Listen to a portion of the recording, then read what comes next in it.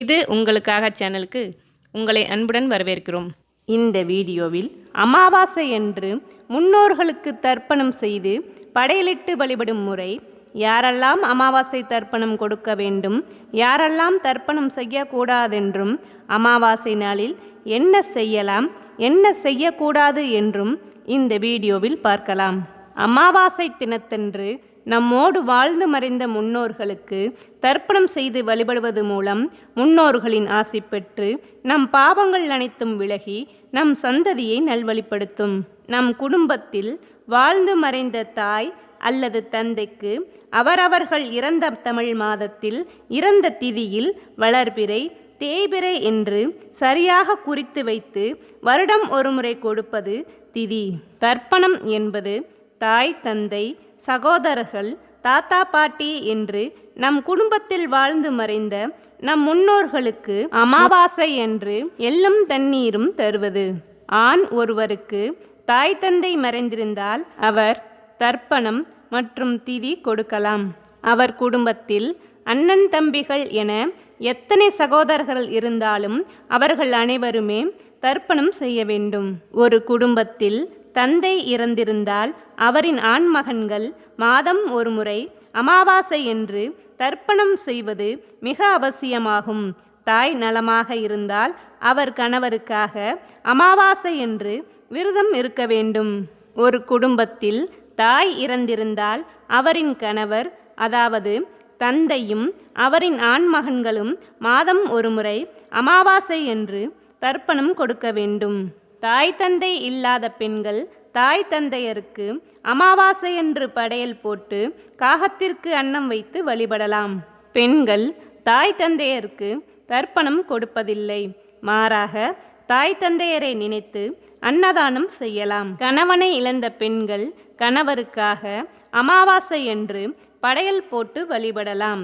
பசுவிற்கு வாழைப்பழம், பச்சரிசி, வெல்லம், எள், அகத்திக்கீரை கொடுக்கலாம். ஒவ்வொரு மாதத்திலும் வரும் அமாவாசை என்று மறைந்த தாய் தந்தைக்கு தர்ப்பணம் செய்வது ஒவ்வொரு ஆண்மகனுக்கும் தலையாய கடமையாகும்.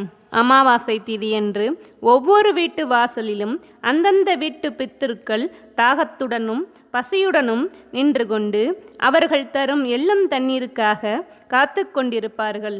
திதி என்றும் அமாவாசை என்றும் நம் வீட்டிற்கு வரும் முன்னோர்களுக்கு எள்ளும் தண்ணீரும் தரப்படவில்லை எனில் அவர்கள் ஏமாற்றத்துடனும் பசியுடனும் திரும்பிச் செல்வதால் பித்ருதோஷம் ஏற்படும்.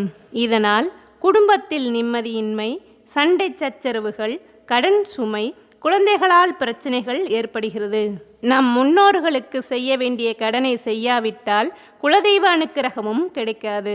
அமாவாசை தினத்தன்று ஆற்றங்கரையிலும் கடற்கரையிலும் புனித நீர்நிலைகளிலும் தர்ப்பணம் செய்வதால் நம் முன்னோர்கள் மகிழ்ந்து நமக்கு வரமளிப்பார்கள். தர்ப்பணம் முடிந்தவுடன் வீட்டில் முன்னோர்களின் படம் வைத்து படத்திற்கு சந்தனம் குங்குமம் இட்டு வாசனை மலர் மாலை சூட வேண்டும். முக்கியமாக துளசி மாலை அல்லது ஒரு துண்டு துளசியாவது வைக்க வேண்டும். முன்னோர்களின் படத்திற்கு விளக்கேற்றி படையல் போட வேண்டும். விரதமாக சமைத்த உணவையும் முன்னோர்களுக்கு பிடித்த உணவையும் வைத்து படைக்க வேண்டும். பின் தூப தீபம் காட்டி நீர் விழாவி காகத்திற்கு உணவு வைத்த பின் உணவு உண்ணலாம். அமாவாசை அன்று பசுவிற்கு வாழைப்பழம், பச்சரிசி, வெல்லம், அகத்திக்கீரை கொடுக்க வேண்டும். இதனால் புண்ணியமும் செல்வமும் பெருகும். அமாவாசை முன்னோர்களையும் குலதெய்வத்தையும் வணங்கக்கூடிய நாளாகும். மாலை வேளையில் குலதெய்வத்திற்கு பொங்கல் வைத்து வழிபட குடும்பம் செழிக்கும். அமாவாசை நாயகியான அங்காள பரமேஸ்வரி, காளி, பிரத்திங்கிரா தேவியின் வழிபாடு நமக்கு இரட்டிப்பு பலன்களை தரும்.